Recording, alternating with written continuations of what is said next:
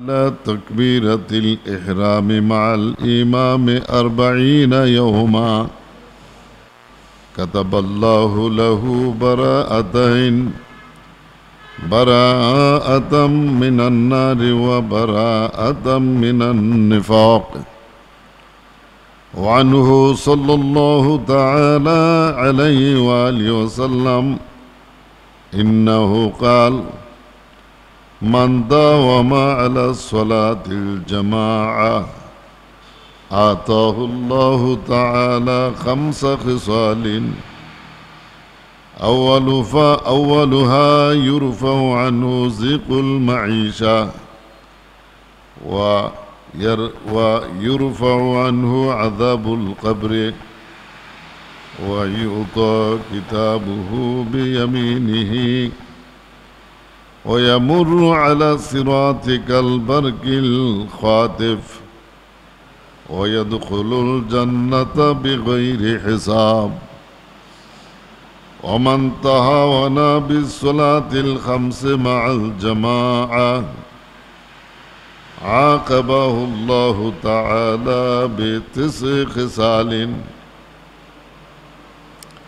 3 في الدنيا و3 في القبر و3 يوم القيامة.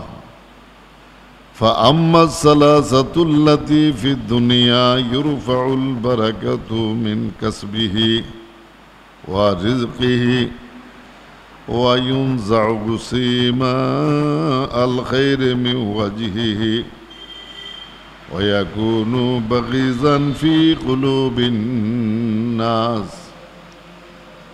وأما 3 التي في القبر شدة سؤال منكر ونكير وظلمة القبر وضيقه. وأما 3 التي في القيام شدة الحساب وشدة العراق وشدة وقوف على الصراط. فرحم الله امرأ تنبه من رقده وتزود من دنياه لآخرته وتذكر شدة يوم التنادي وجاهد نفسه حق جهاده إلى آخرها. وقال الله تعالى في كلامه المجيد وفي فرقانه الحميد: أعوذ بالله من الشيطان الرجيم. بسم الله الرحمن الرحيم. إن الله وملائكته يصلون على النبي يا أيها الذين آمنوا صلوا عليه وسلموا تسليما. اللهم صل على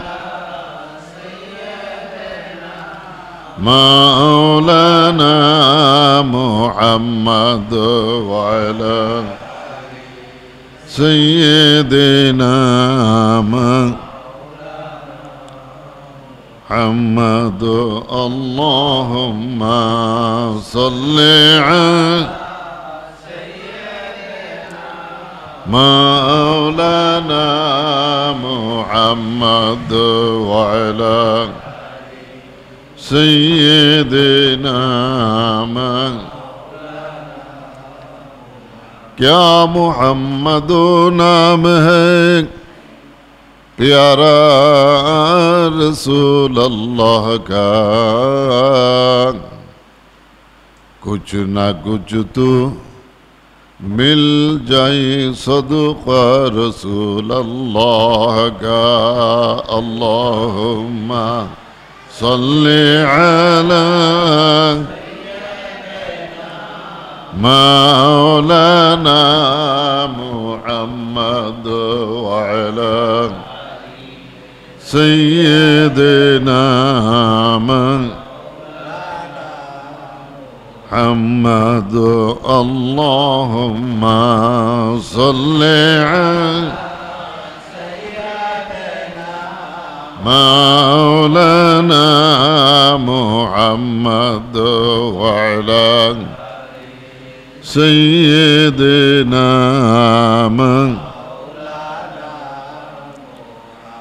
أما بعد محترم حاضرین আসসালামু আলাইকুম ওয়া রাহমাতুল্লাহি তাআলা ওয়া বারাকাতুহু।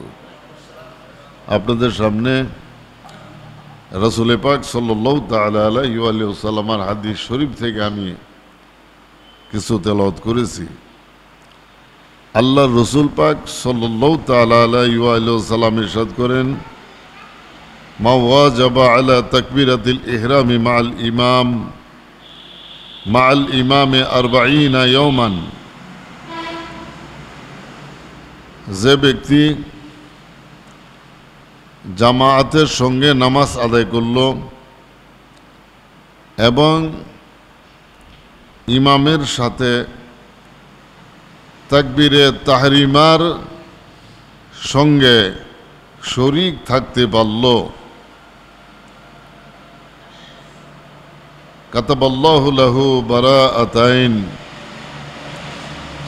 আল্লাহ সুবহানাহু ওয়া তাআলা তার জন্য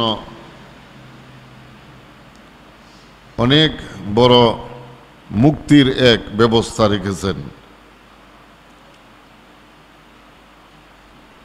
ইমামের সঙ্গে তাকবীরে তাহরিমার সাথে যে লোক নামাজে শরীক হইতে পারল 40 ইয়াওমান, 40 দিন পর্যন্ত,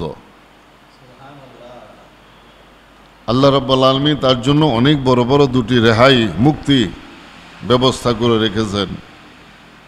এর এক নাম্বারটা হলো বারাআতু মিনান নার, আল্লাহ রাব্বুল আলামিন তাকে দুজক থেকে অবশ্যই মুক্তি দান করবেন, সুবহানাল্লাহ বলেন। ওয়া বারাআতা মিনান নিফাক, এবং মুনাফিকি থেকে আল্লাহ রাব্বুল আলামিন তাকে রক্ষা করবেন। এই দুটি বড় বড় পুরস্কার, বড় বড় দুটি মুক্তির ব্যবস্থা আল্লাহ রাব্বুল আলামিন ওই ব্যক্তির জন্য রেখেছেন যিনি একাধারে 5 ওয়াক্ত নামাজের মধ্যে কোনো এক ওয়াক্ত নামাজ বাদ দিতে পারবে না। 5 ওয়াক্ত নামাজ প্রত্যেক দিন ইমামের সঙ্গে তাকবীরে তাহরিমার সাথে শরীক হবে নামাজের মধ্যে। এইভাবে লাগাতার 40 দিন পর্যন্ত নামাজ পড়ার পরে আল্লাহ তাআলা, আল্লাহ রাব্বুল আলামিন তাকে এই পুরস্কারটা দান করবেন। সে জাহান্নামের আগুন থেকে রক্ষা পাবে, মুনাফিকির আচরণ থেকে আল্লাহ রাব্বুল আলামিন তাকে রক্ষা করবেন। এখন এখানে কথা হলো এরকম, আমরা যেভাবে 5 ওয়াক্ত নামাজ পড়ি, মুসলমান নামদারি, মুসলমান নামের পরিচয় দানকারী এমন অনেক লোক রয়েছে, ওরাও 5 ওয়াক্ত নামাজ আদায় করে। তাহলে বদ আকীদার লোকগণ, যেমন ধরুন সাইয়েদানা হযরত ইমাম যায়েদ রাদিয়াল্লাহু তাআলা আনহু, ইমাম যায়েদকে আপনারা চিনেন, ইমাম হুসাইন আলাইহিস সালামকে চিনতেন, ঠিক আছে? ইমাম হুসাইনের নাতি, ইমাম হুসাইনের কি নাতি, নাম ছিল ইমাম যায়েদ। যেভাবে কুফার লোকেরা ইমাম হুসাইন আলাইহিস সালামকে দাওয়াত করে জিয়াফত করে তাদের দেশে নিয়েছিল, নেওয়ার পরে উবাদুল্লাহ ইবনে জিয়াদের সম্মুখীন করে দিল, আর সেই উবাদুল্লাহ ইবনে জিয়াদ ইয়াজিদের হুকুমে সাইয়েদানা হযরত ইমাম হুসাইন আলাইহিস সালামকে সপরিবারে শহীদ করে দিল। ইন্না লিল্লাহি ওয়া ইন্না ইলাইহি রাজিউন। সপরিবারে শহীদ করল সেই কুফার লোকেরা, ইরাকি লোকেরা। এদের গাদ্দারির কথা ইতিহাসের কিতাবে আরো আগে থেকে লেখা আছে। যেমন ওই ইরাকি লোকগণ সাইয়েদানা ইমাম হুসাইন আলাইহিস সালামের বাবা, ইমাম হুসাইন আলাইহিস সালামের বাবার নাম কি? সাইয়েদানা হযরত ইমাম মাওলা আলী আলাইহিস সালাম, ঠিক আছে না? সাইয়েদানা ইমাম মাওলা আলী আলাইহিস সালামের পূর্ব পর্যন্ত ইসলামী রাষ্ট্রের রাজধানী ছিল মদিনা শরীফে। কোথায় ছিল? মদিনা শরীফে। আমার নবী মুহাম্মদ সাল্লাল্লাহু তাআলা আলাইহি সাল্লামের রাজধানী মদিনা শরীফ ছিল। হুজুর পাক সাল্লাল্লাহু তাআলা আলাইহি সাল্লামের পর সাইয়েদানা ইমাম আবু বকর সিদ্দিক রাদিয়াল্লাহু তাআলা আনহু তার রাজধানীও মদিনা শরীফে ছিল। আবু বকর সিদ্দিক রাদিয়াল্লাহু তাআলা আনহুর পর সাইয়েদানা ইমাম উমর বিন খাত্তাব রাদিয়াল্লাহু তাআলা আনহু তার রাজধানীও মদিনা শরীফে ছিল। উমর বিন খাত্তাব রাদিয়াল্লাহু আনহু শহীদ হওয়ার পর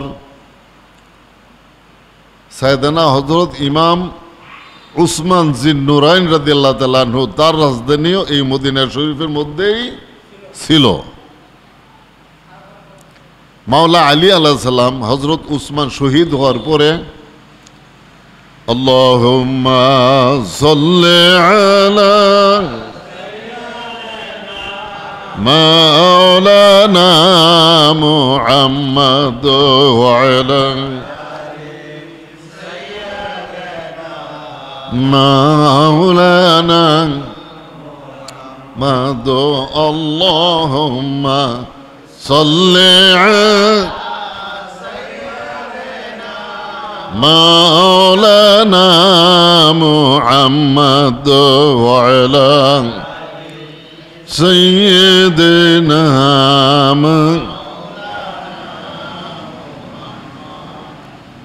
সাইয়েদানা উসমান জিন্নুরাইন রাদিয়াল্লাহু তাআলা আনহু শহীদ হওয়ার পর ইমাম মাওলা আলী মুশকিল কুশা আলাইহিস সালামের রাজত্ব আসলো। তিনি সরকারিভাবে ইসলামী রাষ্ট্রের রাজধানী মদিনা শরীফ থেকে সরাইয়া ইরাকে নিয়ে গেলেন। ইরাকের কুফা শহরের মধ্যে মুসলিম রাষ্ট্রের রাজধানী স্থাপন করলেন। তার হাতে একটা অজুহাত ছিল এরকম, কার কাছে? ইমাম মাওলা আলী মুশকিল কুশা আলাইহিস সালামের কাছে। অজুহাতটা ছিল এরকম, আর সেটা কোনো ছোট অজুহাত না। আমার নবী মুহাম্মদ সাল্লাল্লাহু তাআলা আলাইহি সাল্লাম ইরশাদ করেন যে কুরাইশ বংশের ছেলে ফেলেরা আমার এই মদিনা শরীফের পবিত্রতা ধ্বংস করবে। নাউজুবিল্লাহ পড়ে। কথাগুলো কার? রাসূল সাল্লাল্লাহু আলাইহি সাল্লামের কথা। কুরাইশ বংশ কারা? আমার নবী নিজেই কুরাইশ বংশের। ঠিক কইলাম না ভুল কইলাম? আমার নবী মুহাম্মদ সাল্লাল্লাহু তাআলা আলাইহি সাল্লাম তিনি নিজেই কি কুরাইশ বংশের। সাইয়েদানা ইমাম মাওলা আলী মুশকিল কুশা আলাইহিস সালাম তিনিও কুরাইশ বংশের মানুষ। উসমান জিন্নুরাইন রাদিয়াল্লাহু তাআলা আনহু তিনিও ওই কুরাইশ বংশেরই মানুষ। কুরাইশ বংশ দুই ভাগে ভাগ হয়ে গেল। কয় ভাগে ভাগ হইল? দুই ভাগে। দুই ভাগে ভাগ হওয়ার পরে এক ভাগের নাম হইল উমাইয়া বংশ, আরেক ভাগের নাম হইল হাশেমি বংশ। এই দুই ভাগে ভাগ হইল কুরাইশ বংশ। আমার নবী মুহাম্মদ সাল্লাল্লাহু তাআলা আলাইহি সাল্লাম হাশেমি বংশের মানুষ ছিলেন। উসমান জিন্নুরাইন রাদিয়াল্লাহু তাআলা আনহু তিনি উমাইয়া বংশের মানুষ ছিলেন। সাইয়েদানা ইমাম মাওলা আলী মুশকিল কুশা আলাইহিস সালাম তিনিও হাশেমি বংশের মানুষ ছিলেন। রাসূল পাক বর্ণনা করলেন যে কুরাইশ বংশের ছেলেফেলেরা আমার এই মদিনার পবিত্রতা ধ্বংস করবে। তখন হজরত আলী কিন্তু মুরব্বী মানুষ না, তিনিও কম বয়সের মানুষই। আবু বকর, উমর, এই সমস্ত বড় বড় সাহাবীরা, মুরব্বী মানুষেরা, তাদের থেকে মাওলা ইমাম আলী আলাইহিস সালামের বয়স কম ছিল। তিনি এই কোরআন শরীফ নাজিল হওয়ার মাত্র 10 বছর আগে জন্মগ্রহণ করেন। কয়দিন আগে? 10 বছর আগে মাওলা আলী আলাইহিস সালামের জন্ম হয় পবিত্র ঘর মক্কা শরীফের ভিতরে। এই পৃথিবীর মধ্যে কোনো মানুষ এই কাবা শরীফের ভিতরে জন্ম হয়েছে একমাত্র মাওলা আলীকে ছাড়া আর কারো নাম পাওয়া যায় না। যেদিন থেকে এখানে ঘর তৈরি হলো ওই দিন থেকে শুরু করে এখনো পর্যন্ত এই ঘরের ভিতরে কোনো মানুষের জন্ম হয় নাই, তবে একমাত্র মাওলা আলী আলাইহিস সালামের জন্ম এই ঘরের ভিতরে হয়েছিল। আলী অর্থ বড়, আর এই ঘরটাও অনেক মর্যাদা সম্পূর্ণ ঘর। এই ঘরকেও তারা মক্কার লোকেরা যে বাইতুল আলা এই বলে সম্বোধন করত। যেহেতু এই ঘরের ভিতরে জন্ম তার, তাই নাম রেখে দিলেন। তিনিও কি অনেক বড়, নাম হলো তার আলী। ঘটনা ছিল এরকম, আমরা ছোটকালে দেখছি, আজকাল এটা নাই। গ্রামের মহিলারা মান্যত করতো, আমার ছেলের জ্বর ভালো হয়ে গেলে মসজিদ আমি ঝাড়ু দিয়ে দেব। ছিল এরকম, আপনারা দেখছেন যারা মুরব্বী দাড়ি সাদা, দেখেন নাই? আমি মসজিদে হুজুর পানির ব্যবস্থা করে দিব শুক্রবার দিন, আমার বাচ্চার জ্বর ভালো হয়ে গেলে গা। এই ধরনের মান্যত মহিলারা করতো, আজকাল এটা করে না। ঠিক এই মান্যতের প্রচলন অনেক পূর্বে থেকেই পৃথিবীর মধ্যে ছিল। মাওলা আলী আলাইহিস সালামের মার মান্যত ছিল, আমার গর্ভের সন্তান যদি সহি সালামতে ভূমিষ্ঠ হয়, আমি আল্লাহর ঘর এই মসজিদকে ঝাড়ু দেব, মক্কা শরীফের ঘরকে আমি কি করব? ঝাড়ু দেব। এখন মাওলা আলী আলাইহিস সালামের মায়ের সন্তান প্রসবের সময় কাছাইছে। এখন তিনি নিয়ত করলেন যে আজকে আমি ঘরটা ঝাড়ু দেয়া দেই। এই বলে তিনি মক্কা শরীফের ঘরের ভিতরে যায় ঢুকলেন, ঘর ঝাড়ু দিতে থাকলেন, আর প্রসব বেদনা শুরু হয়ে গেল। প্রসব বেদনা শুরু হওয়ার পরে তো আর মাওলা আলী আলাইহিস সালামের মা সোজা থাকতে পারেন নাই, পড়ে গেছেন ঘরের ভিতরে। ঝাড়ু দেওয়ার প্রশ্নই আসে না আর। কি কন? কিছুক্ষণ পরে ছেলে জন্ম হইল। ঢুকছেন তিনি মসজিদে একা, বের হইলেন ছেলে কুলো নিয়া। বাড়ির লোকরা, এলাকার লোকরা সকলেই দেখলো যে এই ছেলেকে মসজিদ থেকে কুলে করে নিয়ে তার মা বের হয়েছেন। পরিবারের সমস্ত মুরব্বীরা নাম রাখলো তার আলী।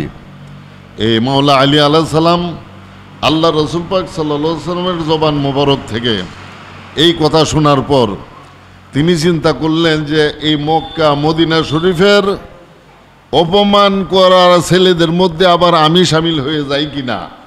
আমি এই মদিনা শরীফেই থাকবো না, যাতে আমার দ্বারা মদিনার কোনো অপমান না হয়। এই উদ্দেশ্যে তিনি মদিনা শরীফ থেকে রাজধানী সরাইয়া তিনি কুফায় নিয়ে গেলেন। তিনি মদিনা শরীফে অবস্থান করলেন না। ঠিকই দেখা গেল ইমাম হুসাইন আলাইহিস সালাম শহীদ হওয়ার পর এই কুরাইশ বংশের ছেলে ছোকরারা এই পবিত্র নগরী মক্কা শরীফ মদিনা শরীফের মধ্যে কি ধরনের অত্যাচার নির্যাতন করেছিল উমাইয়ার ছেলে ছোকরারা, যাদের রাজত্ব তখন কায়েম ছিল এই অঞ্চলের মধ্যে। 3 দিন পর্যন্ত মসজিদে নববীর ভিতরে একামত, আজান, নামাজ বন্ধ ছিল। নাউজুবিল্লাহ পড়েন। কয়দিন? 3 দিন। এই সামদেশীয় লোকেরা এবং এই কুরাইশ বংশের ছেলেফেলেরা তাদের বাহিনীকে প্রেরণ করল মদিনা শরীফের উপরে অকথ্য নির্যাতন শুরু করে দিল। অনেক সাহাবায়ে কেরামকে তারা হত্যা করে ফেলেছিল এই মদিনা শরীফের মধ্যে। ইন্না লিল্লাহি ওয়া ইন্না ইলাইহি রাজিউন। সাঈদ ইবনে মুসাইয়্যিব নামক এক তাবিঈ আলেমে দ্বীন ছিলেন, ইমামে আহলে সুন্নত, আহলুস সুন্নাত ওয়াল জামাতের ইমাম ছিলেন সাঈদ ইবনে মুসাইয়্যিব রাদিয়াল্লাহু তাআলা আনহু।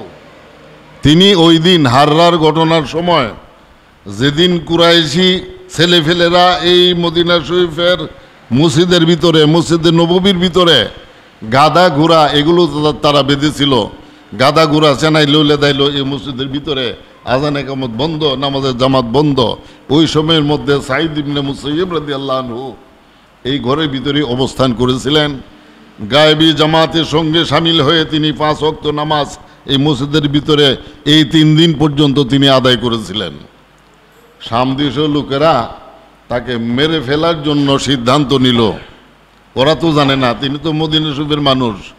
সামদেশী লোকেরা তো ওনাকে চিনে না। তবে ওদের সঙ্গে ওই এজিদিদের সমর্থক মদিনারও কিছু লোক ছিল। ওই সমস্ত লোকেরা বলল তিনি পাগলের ছদ্মবেশে মসজিদের ভিতরে ছিলেন। তখন তাদের সঙ্গ থেকেই কিছু লোকে বলল, যারা হত্যা করতে চেয়েছিল ওদেরকে, যে তোদের কি মাথা খারাপ হয়ে গেল? পাগলকে মেরে ফেলার কি মানে হইতে পারে? পাগলের কাজ পাগলে করবে, সে তার কাজে আছে, তাকে কেন মেরে ফেলতে হবে? এই বলে সিরীয় লোকেরা বাধা দেওয়ার পরে তিনি প্রাণে বেঁচে গেলেন। সাঈদ ইবনে মুসাইয়্যিব রাদিয়াল্লাহু তাআলা আনহু এইভাবে জামাতের সঙ্গে এই মসজিদের ভিতরে থেকে 3 দিন পর্যন্ত নামাজ আদায় করেছিলেন। সেদিনে ইমাম হুসেন আলাইহিস সালাম শহীদ হওয়ার পর ইমাম জয়নুল আবদিন রাদিয়াল্লাহু তাআলা আনহু শহীদ হওয়া থেকে বেঁচে গেলেন অসুস্থ থাকার কারণে। অসুস্থ থাকার কারণে তিনি জানতে পেরেছেন মুরব্বী সাহাবায়ে কেরাম, মুরব্বী সাহাবী নয় তাবিঈগুনের মধ্যে তিনি জানতে পেরেছেন যে তার দাদা ইমাম হুসাইন আলাইহিস সালামের সঙ্গে কি ধরনের আচরণ এই কুফার লোকেরা করেছিল। প্রথম তাকে সামদেশে ডেকে নেওয়া হয়েছিল সরকার প্রধানের নিকট, অনার্থক কোনো প্রয়োজন নাই, এরপরেও অর্থাৎ আওলাদে রসুলগণকে অসম্মান করা, এটাই ছিল ওদের উদ্দেশ্য। ওইখান থেকে তাকে ইরাকে পাঠায় দেওয়া হলো। এই ইরাকে আসারও কোনো প্রয়োজন তার ছিল না। তিনি যখন ইরাকে আসলেন, ইরাকি লোকেরা, কুফার লোকেরা যখন জানতে পারলেন যে তিনি ইমাম হুসাইন আলাইহিস সালামের নাতি, 40,000 মানুষ তার হাত ধরে মুরিদ হয়ে গেলেন এই ইরাকি অঞ্চলের। মুরিদ হয়ে যাওয়ার পর সরকার প্রধানের বিপক্ষে যখন তিনি জিহাদের ঘোষণা দিলেন, নির্মমভাবে তাকেও এই যুদ্ধের মধ্যে শহীদ করা হলো। ওই অঞ্চলেই কারবালার কাছাকাছি স্থানে ইমাম যায়েদ রাদিয়াল্লাহু তাআলা আনহুকে শহীদ করা হলো। এর পূর্বে সরকারের পক্ষ থেকে যখন ইমাম যায়েদ রাদিয়াল্লাহু আনহুর সমর্থন প্রত্যাহারের জন্য চাপ দেওয়া হলো, ওই অঞ্চলের কুফার কিছু মুরব্বী মানুষ এরা এসে ইমাম যায়েদ রাদিয়াল্লাহু তাআলা আনহুর কাছে জানতে চাইলেন। কি জানতে চাইলেন? এরা জানতে চাইল যে আবু বকর, উমর, উসমান এই 3 জন সম্পর্কে, আবু বকর, উমর এই 3 জন সম্পর্কে আপনার ধারণা কি? উসমান রাদিয়াল্লাহু আনহু তাদের সম্পর্কে আপনার ধারণা কি? ইমাম যায়েদ রাদিয়াল্লাহু আনহু উত্তর দিলেন, তারা আমরু বিল মারুফ নাহি আনিল মুনকারের কাজ করেছেন। সুবহানাল্লাহ বলেন। কি কাজ করেছেন তারা? আনতা'মুরুনা বিল মারুফ ওয়া ইয়ানহাউনা আনিল মুনকার, সৎ কাজের আদেশ করো, অসৎ কাজ থেকে বিরত রাখো। এই কাজ তারা করেছেন। তারা আমরু বিল মারুফ নাহি আনিল মুনকারের কাজ করার কারণে তারা বিভ্রান্ত নয়, তারা সঠিক পথেই ছিলেন। এই কথা বলার পর এই লোকেরা ইমাম যায়েদ রাদিয়াল্লাহু তাআলা আনহুকে যুদ্ধের ময়দানে একা ফেলে ওরা সকলে চলে গেল। মাত্র 218 জন মানুষ, কয়জন? 218 জন মানুষ এই 40,000 মানুষের ভিতর থেকে 218 জন মানুষ সেই ইমাম যায়েদ রাদিয়াল্লাহু তাআলার সঙ্গে থাকলেন। ইমাম যায়েদ রাদিয়াল্লাহু আনহু বলে দিলেন আর রাফেজা, এদেরকে নিজের দল থেকে রাফিজি বলে বের করে দিলেন। ওই রাফিজিরাও আমাদের মতোই নামাজ পড়ে। আমরা যেরকম 5 ওয়াক্ত নামাজ পড়ি, রাফিজিরা কি আমাদের মতোই 5 ওয়াক্ত নামাজ পড়ে। রাফিজি বলা হয় ওই সমস্ত লোকদেরকে যে কঠিন মুহূর্তে যেই লোকেরা তাদের নিজেদের ইমাম বা নেতাকে কি কয় বর্জন করে, বহিষ্কার করে, নেতার পক্ষ ছেড়ে দেয়, এমন লোকদেরকে রাফিজি বলা হয়। ইমাম যায়েদ রাদিয়াল্লাহু তাআলা আনহু তাদেরকে নিজ দল থেকে বহিষ্কার বলে সাব্যস্ত করে দিলেন। আর এই লোকেরা ইমাম যায়েদ রাদিয়াল্লাহু আনহুর সঙ্গ ছেড়ে দিয়ে তারা আলাদা জামাত গঠন করলো। আল্লাহ সুবহানাহু ওয়া তাআলা আমাদের সকলকে রাফেজি মতবাদ থেকে আমাদের ইমানকে রক্ষা করুন, সকলে বলুন আমিন। রাফেজিরা 5 ওয়াক্ত নামাজ পড়ে, কয়েক নামাজ পড়ে? আমরাও 5 ওয়াক্ত নামাজ পড়ি। এখন যদি ওই রাফেজি লোকে জামাতের সঙ্গে একাধারে 40 দিন পর্যন্ত নামাজ পড়ে, আল্লাহ তাকে জাহান্নাম থেকে মুক্তি দিবেন কি কোন? কখনো নয়। কখনো রাফেজি, খারেজি, মৌদুদি, লা মাজহাবি, কি কয়, সালাফি, কখনো তারা জাহান্নামের আগুন থেকে মুক্তি পাবে না, কোনো দিন না। আল্লাহ রাব্বুল আলামিন আমাদের সকলের ইমানকে ওদের কবল থেকে রক্ষা করুন। এরা হচ্ছে ইহুদিদের দালাল। সালাফি, রাফেজিরা, এরা ওয়াহাবিরা ইহুদিদের দালাল। ইহুদিরা কিন্তু মুসলমানদের কাছে একটা সর্বশেষ অস্ত্র আছে। কি অস্ত্র? শেষ অস্ত্র, বুঝেন না নাকি? সকল অস্ত্র শস্ত্র যখন আপনার শেষ হয়ে যাবে শত্রুর মোকাবেলা করার পরে, সবার শেষ একটা অস্ত্র মুসলমানদের হাতে আছে। এই অস্ত্র মুসলমানদের হাত থেকে সেনায় নেওয়ার ক্ষমতা কারো নাই। কথাটা বুঝতে পেরেছেন?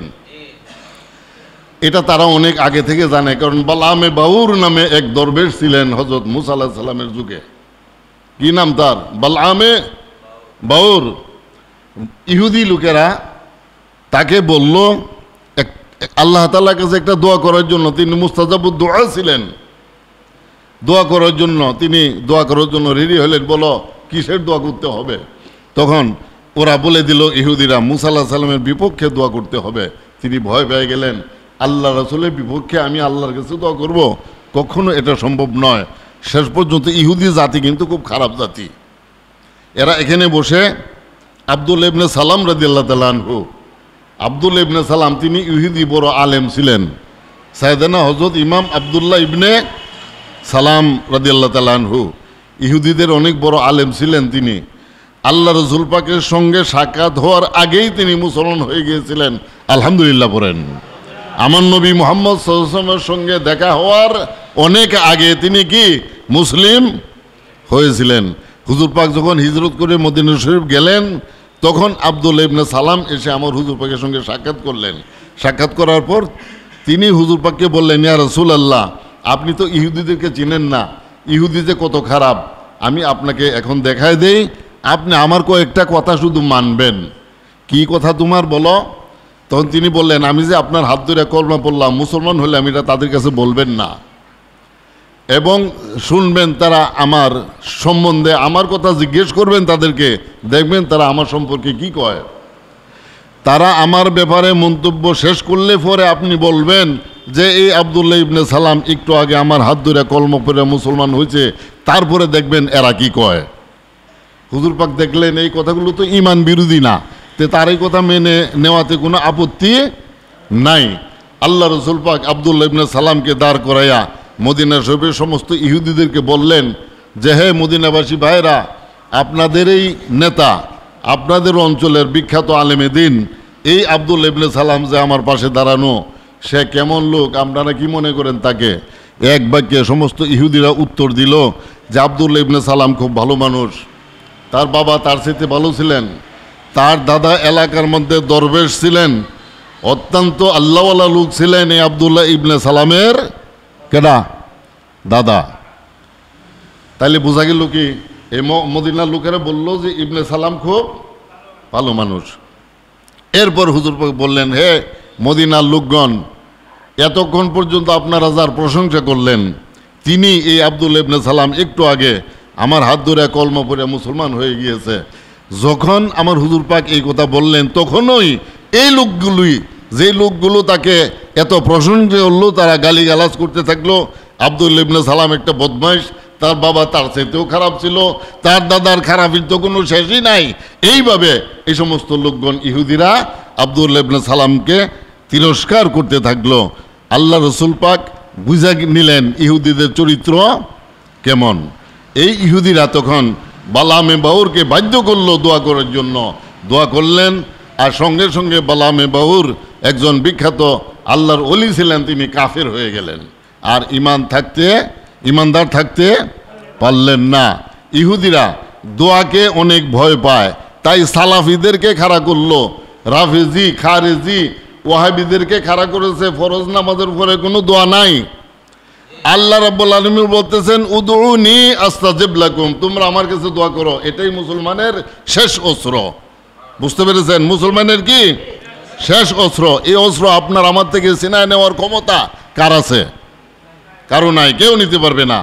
রাব্বুল আলামিন বলেন উদউনি, তোমরা আমার কাছে দোয়া করো, আস্তাজিব লাকুম, আমি তোমাদের দোয়াকে কবুল করি। এ হচ্ছে আল্লাহর কালাম। এখন ওই ইহুদিরা সালাফিদেরকে, নজদিদেরকে, ওয়াহাবিদেরকে কোটি কোটি টাকা দিয়া খরিদ করে দোয়ার বিরুদ্ধে লাগা দিছে। জানাজার নামাজের পরে দোয়া নাই, ফরজ নামাজের পরে দোয়া নাই, কোনো নামাজের পরে দোয়া নাই, সম্মিলিত দোয়া করা বেদাত, বিভিন্ন ধরনের অজুহাত দাঁড় করাইয়া মুসলমানদের এই অস্ত্র থেকে বিরত রাখতে যদি তারা পারে, তাহলে পৃথিবী তারা দখল করে নিতে পারবে।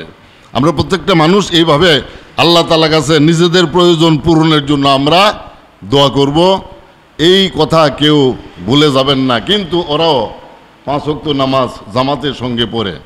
আল্লাহ রাসূল বলেছেন জামাতের সঙ্গে 5 ওয়াক্তের নামাজ যে পড়বে, আল্লাহ রাব্বুল আলামিন তাকে জাহান্নাম থেকে রক্ষা করবেন, মুনাফিকি থেকে রক্ষা করবেন।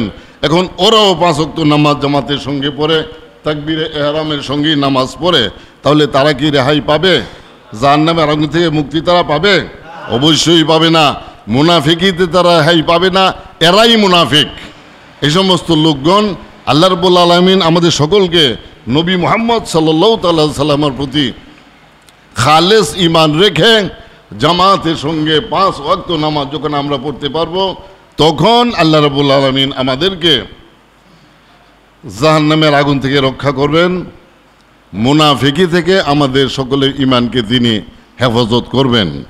তাই সকলের প্রতি আমার আহ্বান, আহলে হাদিস, লামাজহাবি, রাফেজি, খারেজি, ওয়াহাবি, মওদুদি, এদের আকিদার অন্তর্ভুক্ত হইয়া যদি নামাজ রোজা করেন, এই নামাজ রোজার কোনো মূল্য নাই, কোনো কাজে আসবে না।